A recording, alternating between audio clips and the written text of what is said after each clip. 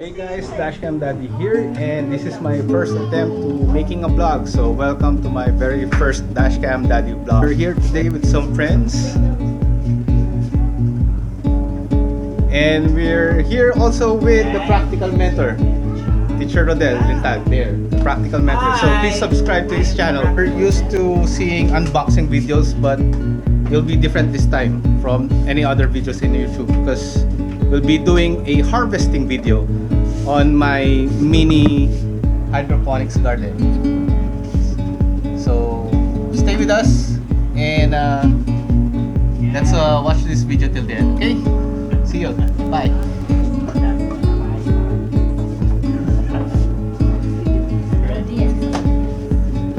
I am the practical mentor who gives you practical life hacks. Namin to March 6, 12 days old pa lang yung mga halamang ito, no?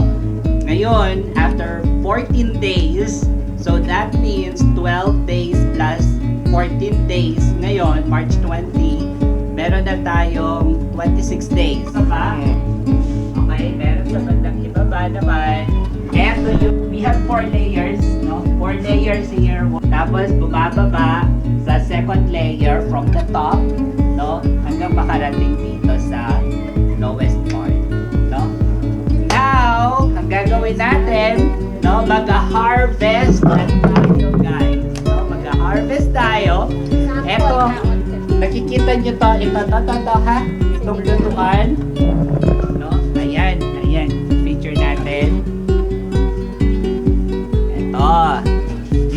Amoy na natin. Ito ang pang-harvest po natin. So definitely, hindi siya pwedeng bunutin lahat. Kasi entangled yung mga ugat sa ilalim. Invite natin si Dashcam Daddy. Dapat dito na siya, diba? Okay. Welcome, Dashcam Daddy, dito sa harvest time. Welcome po. Ayan, si Dashcam Daddy at ang kanyang may bahay, Kajoy. And we have our, my wife, darling, dito. And then our good friend, ayan, Anne-Marie or si Butch ang tawag. So, we are here to showcase nga ito, harvest time. Gusto nila actual kaming mag-harvest. Ano naman, diba? Kasi baka kala nyo, ano lang to, fake lang to, hindi po, no? Ito ang actual na hydroponics. And time, siguro i-compare natin yung last time, no? Tapos yung, alam ko, measure ko siya, no? Ika-cut ko yung video na yon, tapos ipapakita natin yung actual na lapad. Ayan, no? Lapad, tangkad. Ito, alin ang una natin? Ito, no? Pinakamalaki. Ito yung, guys, last time na pinakamalaking ganyan. Tingnan nyo yung palad ko, ha? Ito yung palad ko. Tapos, tingnan nyo yung left na to. So, kung i-compare natin, naku talagang puno. Parang, di ba? Puno siya, no? So, hanggang saan natin siya ikakat? Doon sa crown. So, ikakat natin siya dito sa crown ng halaman. Crown. Okay. Pwede, mapofocus ba? Dito, no? Dito. So, kasama to, no? Yes. Yan po, Ayan, no? Ito, actual cutting. Yan. 1, 2, 3. Ay, ba, matigas siya.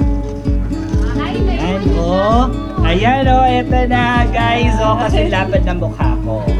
Tingnan nyo, tama ba? Kasi lapad ng mukha ko. Ito yung mukha ko. Ayan. Tapos, actually, kahit hindi nahugasan yata ito. Hindi. Banlawan lang natin kasi may alsabok ko.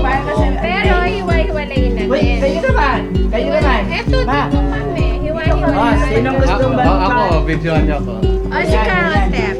Ayan, sige. Ayan. Hiwa-hiwalay ko na. Ayan. Hiwa-hiwalay ko. Ayan, ang ganda. Ganda, Alin ang titik natin? Ito. Best for pink. Sige.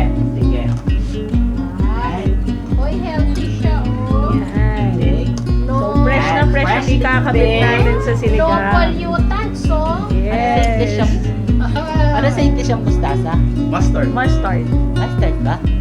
Mas Mustard. Pwede wow.